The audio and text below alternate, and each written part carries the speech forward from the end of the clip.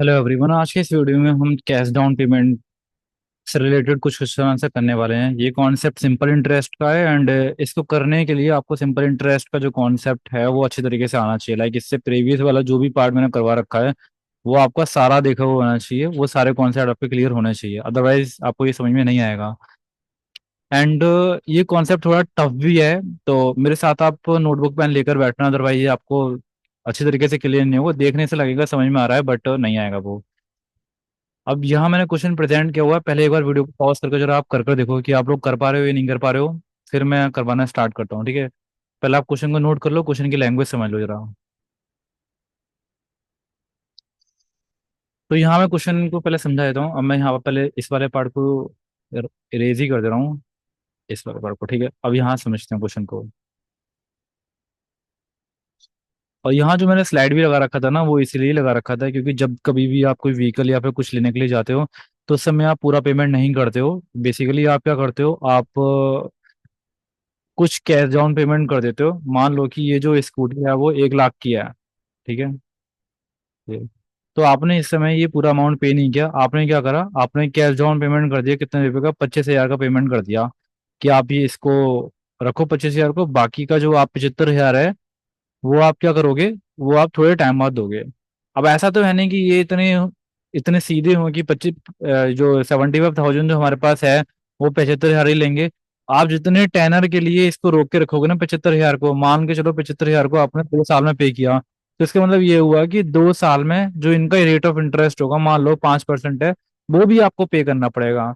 75,000 तो पे करोगे ही करोगे, प्लस के ऊपर जो इंटरेस्ट बननी है वो भी पे करोगे। अब वो चाहे आप तोड़ तोड़ के पे करो या जैसे भी पे करो, बस इसमें थोड़ा सा प्रिंसिपल हमें मैनेज करके रखना होता है, क्योंकि प्रिंसिपल बदलते रहता है अगर आप कैश डाउन पेमेंट करते चले जा रहे हो, है ना। तो आप कुछ एग्री करते हो कि हम कैश डाउन पेमेंट कर दे रहे हैं थोड़ी सी अभी, बाद में इंस्टॉलमेंट में पे कर देंगे। अब इसको हम डीप कॉन्सेप्ट की थोड़ा समझते हैं, फिर और बेहतर तरीके से समझ में आएगा आपको। तो अब यहाँ पर मैं क्वेश्चन को समझाना स्टार्ट करता हूँ। अभी मैं यहाँ पर ये,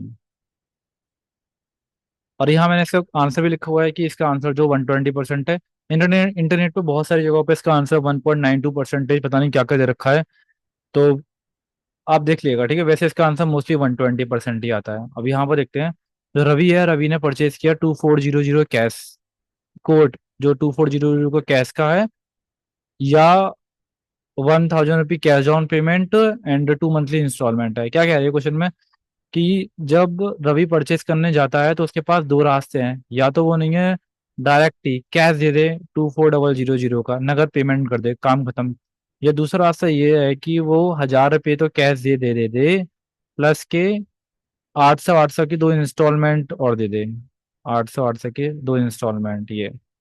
अब इस पूरे सिनेरियो के अंदर देखो आप कितना अमाउंट पे कर रहा है रवि यहाँ पर ये।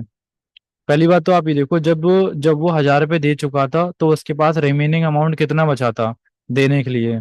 जो देना चाहिए था उसको 1,400 रुपये देना चाहिए था, तभी हो जाता ना 2,400, लेकिन ऐसा नहीं हुआ क्योंकि 1,400 रुपये पर उन्होंने कुछ इंटरेस्ट लगाई होगी।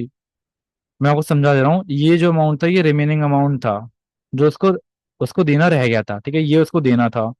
तो जब वो देगा ना वापस इस 1,400 रुपीज को, तो वो 1,400 तो देगा ही देगा, प्लस के 1,400 पे कुछ इंटरेस्ट बन रही होगी जितने टाइम पीरियड को उसने लिया हो, वो भी देगा देगा, ठीक है। ये बिल्कुल सीधा सिंपल सिनेरियो है अगर ऐसा होता तो। अब क्या हुआ कि उसने 800 रुपए की 2 इंस्टॉलमेंट दे दी, यानी कि उनके पास 1,600 रुपये पहुंच गए। और 1,600 रुपये पहुंचने का मतलब है कि 200 रुपये एक्स्ट्रा पहुंच गए।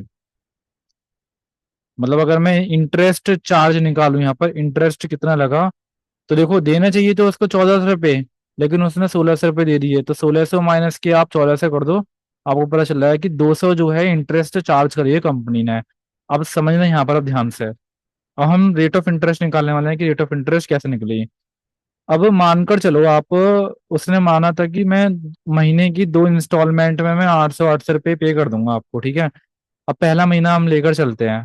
पहला महीना, पहले महीने में उसने क्या किया, मतलब पहला महीना स्टार्ट हुआ हमारा ये, तो उसने 1,400 रुपये पर ही रेट ऑफ इंटरेस्ट लगनी चालू हो गई होगी, ठीक है, पहले महीने के लिए।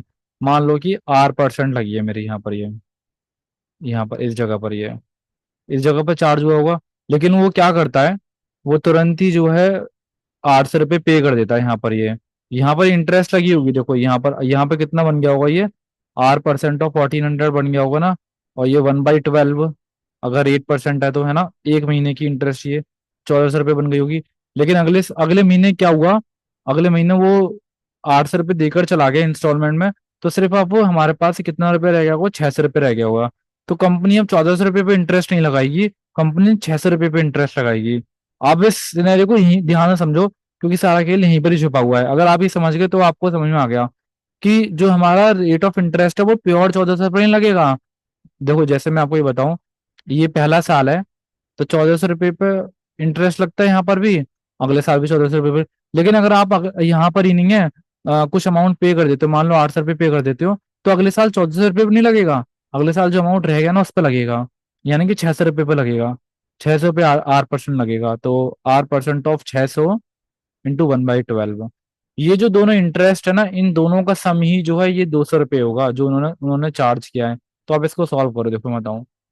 R% तो 1/12 जो है हमारा, वो तो कॉमन ही कॉमन हो गया, और सेम सेम है तो 2000, 2000 मल्टीप्लाई R% 1/12 बराबर के 200 हो गया ये, ठीक है। अब क्या होगा, देखो दो जीरो से दो जीरो ये कट गए, सॉरी 200 के टेबल में 2000 जो 10 बार ही आएगा, और परसेंट का नीचे 100 आ गया, ये कट गया, इसको वहां भेजोगे तो R की वैल्यू 120% आ गई हमारी ये। एक बार में ये नहीं समझ में आ सकता, आप थोड़ा टाइम लीजिए, स्टेटमेंट को दोबारा सुनिए, मैंने जो बोला है प्योर 1400 रुपये पे इंटरेस्ट नहीं लगेगी, क्योंकि वो एक बार दे चुका है, तो दोबारा जितना अमाउंट रह जाएगा ना उसी पे इंटरेस्ट लगेगी, ये वाली बात ध्यान रखिए।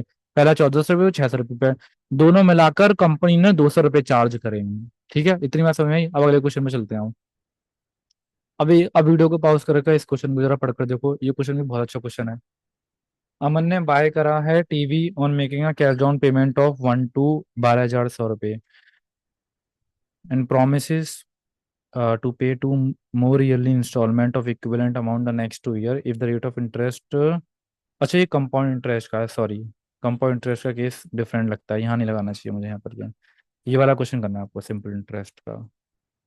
अ mobile phone is available for 25,000 cash down payment, मतलब ये जो मोबाइल मोबाइल है आपके पास 25,000 कैश डाउन पेमेंट में अवेलेबल है, पूरा पूरा कर दो, या फिर आप ऐसा कर दो कि आप 5,200 रुपये जो है नगद दे दो, ये कैश कर दो यहाँ पर ये, और बाकी जो है 4 इक्वल इंस्टॉलमेंट कर दो, जो इक्वल। ये वाली बात हम ध्यान रखेंगे कि 4 इक्वल इंस्टॉलमेंट हमें बार में देनी है, और रेट ऑफ इंटरेस्ट 25%। अब यहाँ ध्यान रखो, चलो देखो मैं बता रहा हूँ आप लोगों को।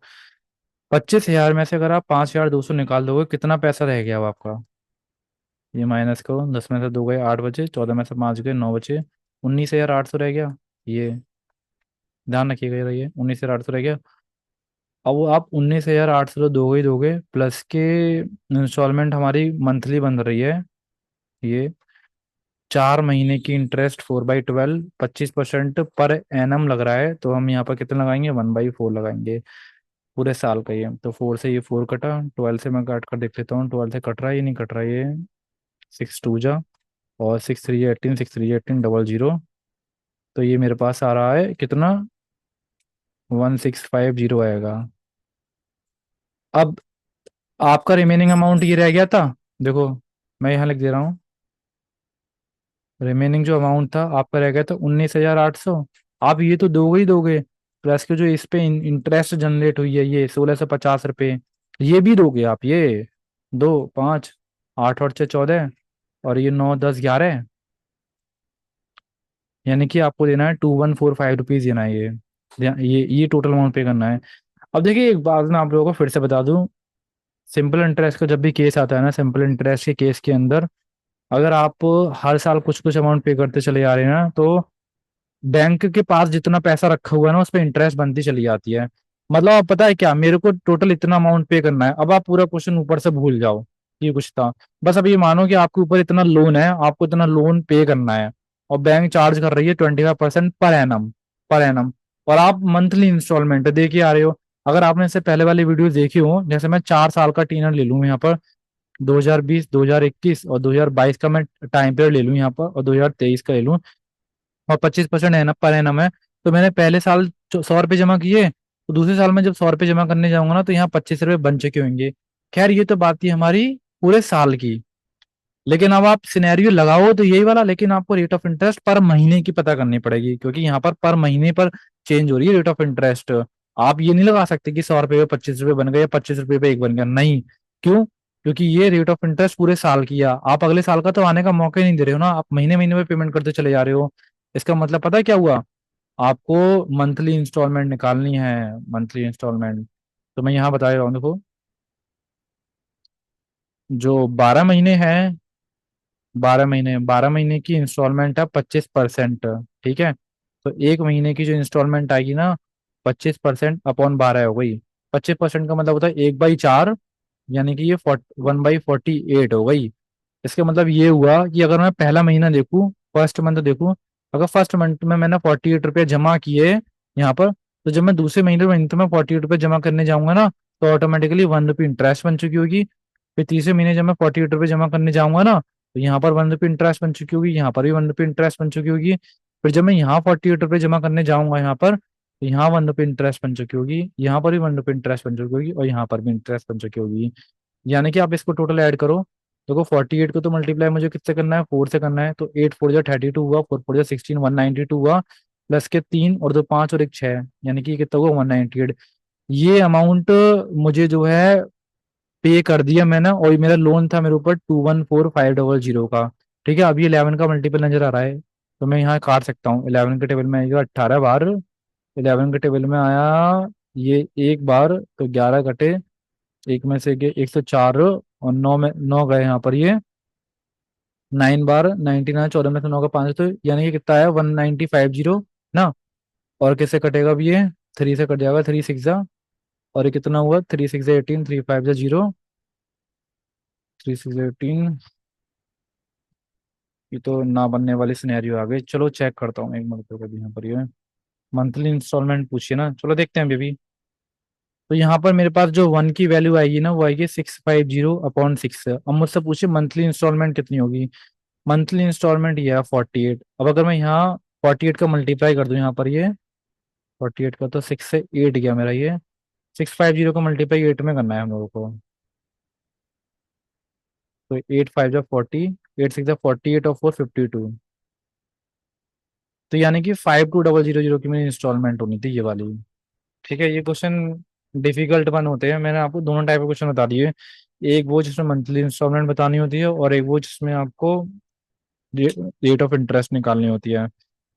खैर, मैं इन फ्यूचर और भी क्वेश्चन आंसर आपको लेकर आता रहूंगा। ओके, तो मिलते हैं आप लोगों से नेक्स्ट वीडियो के अंदर।